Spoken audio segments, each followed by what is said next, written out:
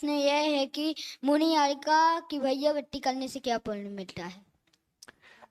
बेटा, भैयावृत्ति नाम का जो है वह श्रावकों के लिए अनिवार्य है। श्रावकों को भैयावृत्ति करना चाहिए। भैयावृत्ति मात्र हाथ पैर दबाना नहीं है। अगर आप हाथ पैर दबाते तो जैसे आप दुबले पतले हो ना, ऐसे रह नहीं पाओगे। क्यों?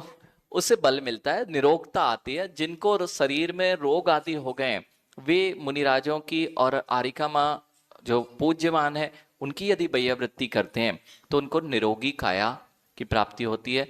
जो अनेक शरीर में कष्ट है, मैं आपको एक छोटा सा उदाहरण बताऊं। हम लोग भी भैयावृत्ति करते हैं। मुनिराज का तो अंतरंग तप है बेटा।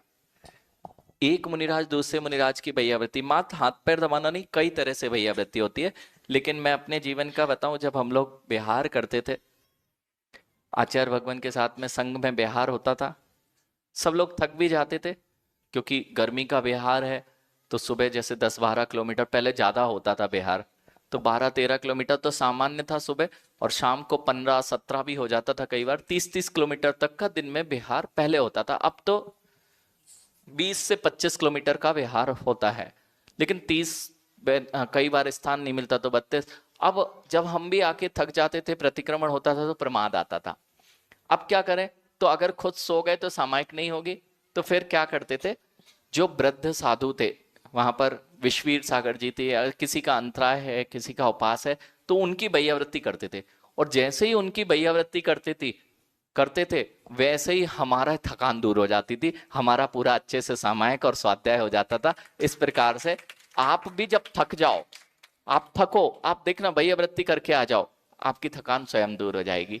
इसलिए भैयावृत्ति करने से निरोगी काया प्राप्त होती है।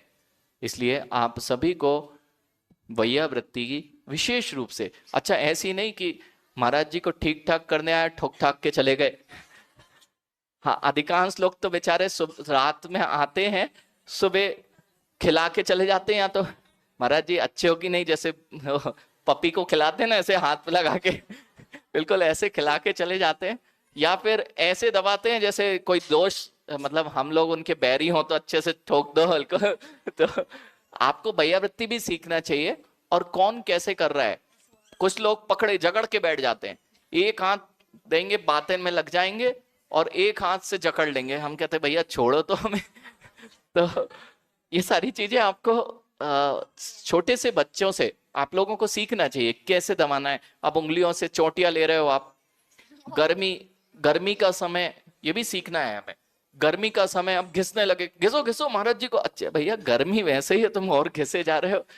तो कब कैसी भैयावृत्ति करना है, उनकी व्यापत्ति विपनोदा, उसका नाम वैयावृत्ति है। व्यापत्ति विपनोदा अर्थात उनके अंदर यदि कोई पीड़ा है तो उसको दूर करना, उसका नाम वैयावृत्ति है। अब तुम्हारे रहने से ही वहां पर पीड़ा होने लग गई तो फिर आपकी वो भैयावृत्ति भैयावृत्ति नहीं कहलाएगी। भावना सबकी अच्छी होती है, लेकिन यदि नहीं जानते तो सिर ना पकड़े, सब हड्डी हड्डी ना तोड़े